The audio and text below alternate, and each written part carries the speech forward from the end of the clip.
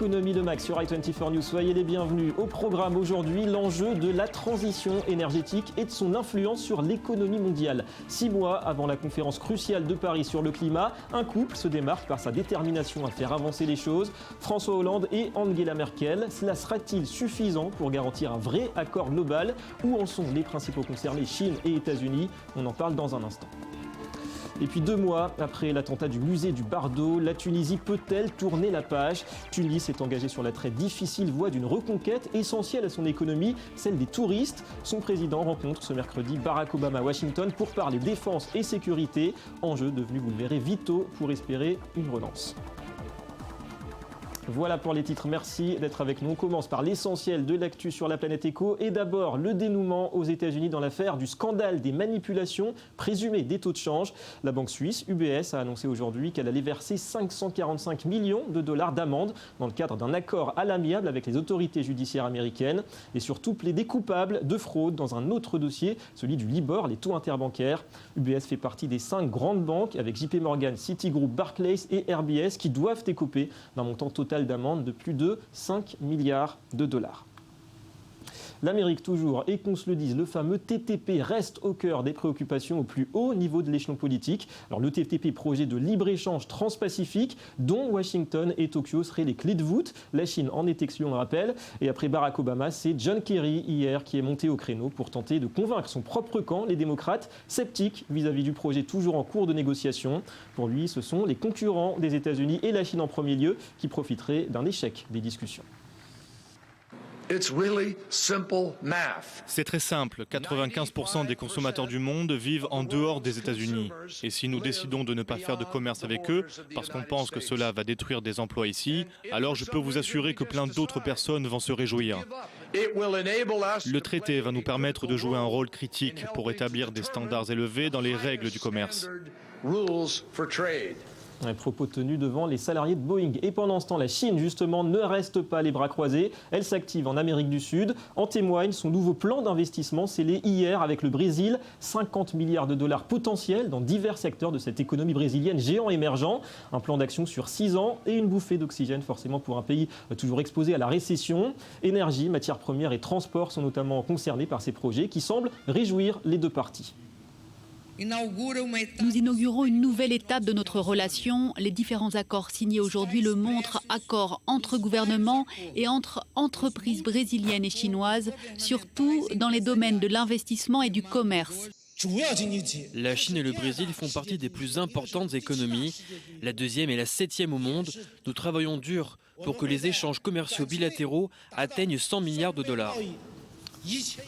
Toujours à propos de l'Asie, du mieux pour l'économie. Nippon, plus 0,6% pour le PIB au premier trimestre, en comparaison avec le précédent. La croissance qui s'accélère, c'est au-dessus des prévisions. Et Tokyo qui explique ces résultats par la bonne tenue de l'investissement, la solidité aussi des exportations. En revanche, la consommation, élément vital de cette économie, reste atone. Et cela tempère l'optimisme des analystes qui estiment cette reprise fragile. Le gouvernement, lui, semble se satisfaire de cette sortie de l'épisode de récession traversé l'an dernier. Nous pouvons nous attendre à une reprise progressive au Japon, grâce à une amélioration de l'emploi et des salaires, et à la baisse des prix du pétrole, et grâce aussi aux effets des politiques menées. Mais nous devons rester vigilants face à la possible stagnation des autres économies et d'autres facteurs qui pourraient pousser la croissance vers le bas. Allez, l'Europe, et cette fois c'est la Grèce qui lance un ultimatum à ses créanciers et partenaires de la zone euro. Athènes affirme ce mercredi que faute d'accord avec ceux-ci sur sa dette d'ici au 5 juin, elle ne remboursera pas une échéance de 300 millions d'euros qu'elle doit au FMI. Un pas donc vers le défaut de paiement pour un pays aux caisses quasi vides et qui doit au total rembourser 1,5 milliard d'euros au FMI le mois prochain. Et puis notez que le groupe Altice, dirigé par Patrick Drahi, a annoncé ce matin le rachat de Suddenlink Communications, 7e câble opérateur aux États-Unis. Montant de l'opération, un peu moins de 7 milliards de dollars. Suddenlink compte actuellement 1,45 million d'abonnés répartis dans une quinzaine d'États. 2,3 milliards de dollars de chiffre d'affaires l'an dernier.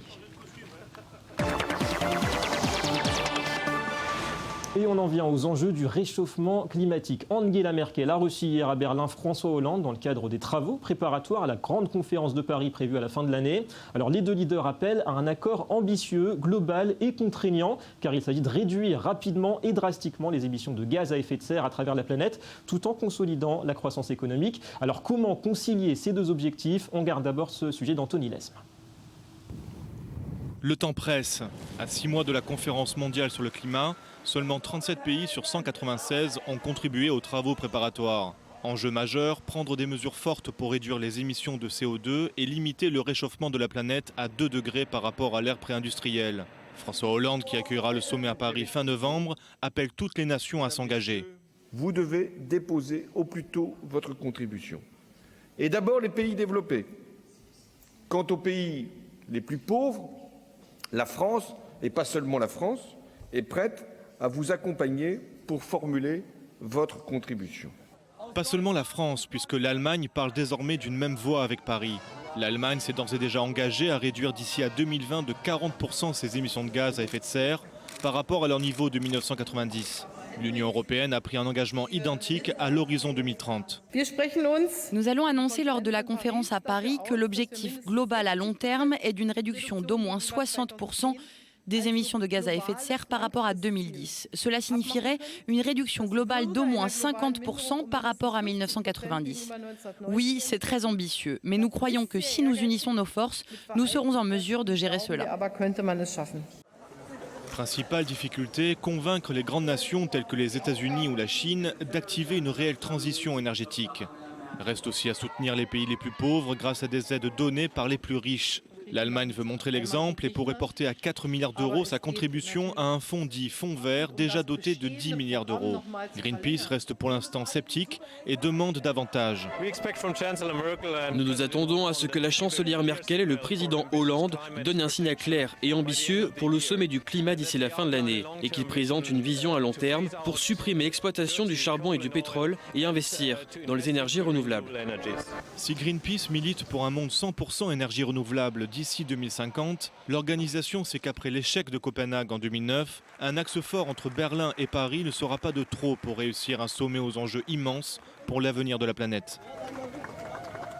Voilà, alors justement, que vaut cet axe franco-allemand face à la Chine et aux États-Unis? En ligne avec nous depuis Paris, Kathleen Schubert, bonjour. Bonjour. Vous êtes professeur d'économie à l'Université Paris 1, spécialiste de l'économie de l'environnement et des ressources naturelles. D'abord, ces efforts de l'Allemagne et de la France, ils vont dans le bon sens ou bien on se rend compte finalement qu'à 6 mois de la conférence de Paris, il y a encore un travail considérable à accomplir? Non, je pense que les efforts de l'Allemagne et de la France vont dans le bon sens. J'ai lu le texte, je pense qu'il est parfaitement approprié. Bon, maintenant, reste à faire concrètement ce qui est prévu dans ce texte. Et ça, c'est beaucoup plus compliqué. Ouais. Et pour vous, l'impulsion, elle doit venir aujourd'hui des deux plus gros pollueurs de la planète finalement, à savoir États-Unis et Chine. On sait qu'ils s'étaient mis d'accord l'an dernier pour réduire leurs émissions. On peut dire qu'ils se sentent aussi concernés par cette conférence autant que la France et l'Allemagne? Oui, je pense que en fait, ce qui est plutôt favorable, c'est l'énorme niveau de pollution locale en Chine, qui a fait prendre conscience par ricochet du problème de la pollution globale, du changement climatique, et puis aussi le fait qu'aux États-Unis, il y a quand même eu quelques catastrophes climatiques qui font aussi prendre conscience qu'il est nécessaire de faire quelque chose, parce que sans ça, le niveau de motivation était assez faible, quoi. Ouais. Mais en tout cas, ça avance aussi du côté de Washington et de la Chine. Les deux pays sont en négociation en ce moment? Oui, je crois que les pays sont en négociation, mais ça avance très très lentement. En particulier, il était prévu que les 195 pays devaient rendre leur contribution pour la COP21 au mois de mars. On a encore très très peu de contributions qui ont été rendues, peut-être une quarantaine, dont une trentaine de l'Union européenne. Donc ça avance vraiment très lentement. Ouais. Et aujourd'hui, quand on parle de développement durable, on a les outils pour concilier ce développement avec une solide croissance économique, parce que c'est ça finalement que redoutent certains pays émergents, c'est qu'on brise finalement leur élan économique. Oui, mais je crois qu'ils ont tout à fait raison. C'est-à-dire qu'il est très difficile pour les pays déjà développés de leur faire la leçon sur le thème « vous devez renoncer à vous développer pour préserver le climat ». Donc il faut vraiment que les pays développés fassent un grand effort de transfert technologique peut-être pour permettre aux pays émergents d'accéder très rapidement aux énergies propres. Il faut que les pays développés se rendent compte qu'ils doivent faire un effort. Ouais, c'est clair. D'accompagnement. Et concrètement, la transition énergétique, si elle est vraiment lancée, elle va modifier profondément les priorités, les structures d'investissement. On pense aux infrastructures, aux transports. Est-ce que c'est une vraie mutation économique qui est devant nous? Oui, je pense que c'est une vraie mutation. Je pense qu'il y a un préalable, c'est qu'il faut qu'un prix soit mis au carbone. On parle beaucoup de taxes carbone, mais je pense que c'est vraiment un préalable important. Et ensuite, il va y avoir une mutation économique sans précédent, puisque depuis la révolution industrielle, toute la croissance est fondée sur les énergies fossiles. Donc c'est massif comme transition, mais ça ouvre aussi des opportunités formidables. Ouais. Et c'est maintenant que ça se joue. Merci Kathleen Schubert pour ces explications. On se tourne à présent du côté de la Tunisie. Comment penser les plaies de l'attaque terroriste contre le musée du Bardo il y a 2 mois? Contre-coup aussi immédiat que ravageur pour la filière touristique. Malgré une météo parfaite, les souks, les hôtels semblent avoir perdu leur attrait. Alors conscientes des enjeux sécuritaires et économiques, les autorités ont décidé de faire appel aux États-Unis avec une rencontre aujourd'hui même à Washington entre les présidents des 2 pays. On voit tout cela avec Yohann Giametta d'Angelo. C'est une visite de la plus haute importance pour Beji Caïd Essebsi. 2 mois après l'attaque terroriste au musée du Bardo à Tunis, le président tunisien souhaite renforcer sa coopération militaire avec les États-Unis. Il y rencontrera demain le président Barack Obama. Le but, préserver tant bien que mal l'image touristique du pays. Ce que nous attendons de cette visite, c'est le renforcement des capacités militaires et sécuritaires tunisiennes par des équipements et des formations. Ce qui est clair, c'est que ces équipements ont été doublés au niveau bilatéral depuis la révolution tunisienne. Et nous nous attendons à ce que cela soit triplé par rapport au niveau de 2010. Car les conséquences de la fusillade du Bardo sont désastreuses pour l'économie du pays. Les touristes désertent une destination autrefois prisée, puis délaissée depuis la révolution de 2010. L'attentat de mars dernier a donné un coup de grâce. Dans cet hôtel à Djerba, les transats sont vides. Un tour opérateur italien vient d'annuler un contrat d'1,5 million d'euros. En France, le nombre de réservations dans les agences de voyage pour la Tunisie est en chute de 60% par rapport à mars 2014. Dans les souks de Tunis, on croise désormais plus de locaux que d'étrangers.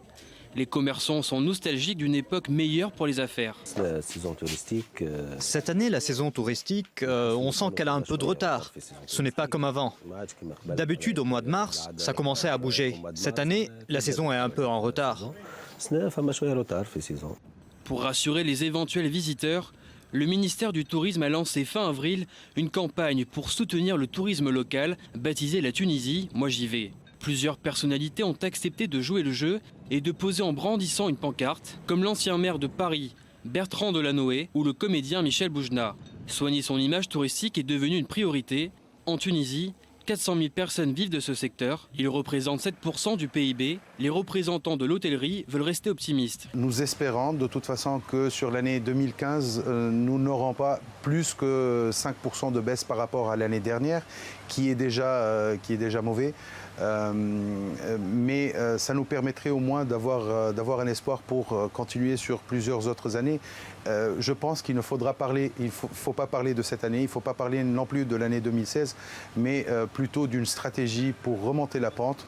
Le président tunisien espère inverser la tendance en misant sur la sécurité. À l'issue de sa visite à Washington, 2 commissions économiques et militaires doivent être créées entre les États-Unis et la Tunisie. L'aide américaine aux forces de sécurité tunisiennes doit être doublée en 2016 pour soutenir Tunis dans sa lutte contre les mouvances djihadistes. Une aide indispensable, en tout cas l'enquête se poursuit sur l'attentat du Bardo. Un suspect a été arrêté hier soir non loin de Milan. On passe tout de suite au Media Watch. Et un marché du travail de plus en plus précaire à travers le monde. La presse en parle et vous aussi Fleur Citruc, bonjour. Bonjour. Alors Le Monde, Le Figaro notamment qui reviennent sur le dernier rapport de l'OIT, l'Organisation internationale du travail. Oui, les chiffres sont alarmants. Avec les 3/4 des travailleurs qui n'ont pas d'emploi stable, eh bien le CDI, le contrat à durée indéterminée, devient un luxe.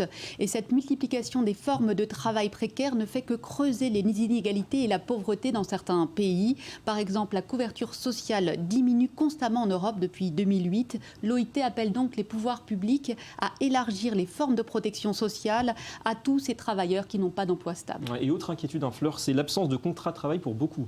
Oui, seuls 40% des travailleurs dans le monde disposent d'un contrat en bonne et due forme. Le rapport constate que les emplois autonomes à domicile se sont multipliés, tout comme les contrats à très court terme ou encore à horaires irréguliers. Dans les pays émergents, c'est l'emploi informel qui reste la norme. Le taux de chômage, lui, a légèrement baissé depuis 2009, mais comme la population mondiale augmente, eh bien, mathématiquement, le taux de chômage, le nombre de chômeurs aussi, ils sont 200 millions.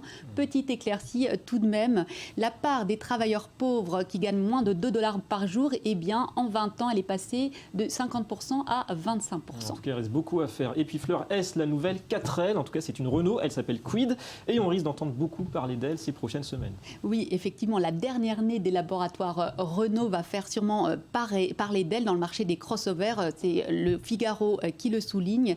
La Kwid, eh bien, c'est d'abord un tarif qui défie toute concurrence, 4 200 €. C'est le premier prix. La voiture a été révélée en avant-première au salon de Chennai, en Inde. Elle est d'ailleurs destinée au marché indien et elle sera disponible dès le second semestre. Avec sa position de conduite haute, ses 5 places, un volume de coffre au meilleur niveau de la catégorie, la Kwid est de loin le meilleur rapport qualité-prix sur ce segment de marché. Qui n'a pas de limite visiblement. Merci beaucoup Fleur Citruc, à demain. Voilà, fin de cette édition. Merci à vous d'avoir été avec nous. Économie Le Mag revient demain sur i24 News. Sommes-nous à l'aube d'une nouvelle crise financière? Débat au programme. Et d'ici là, l'info continue. Restez avec nous.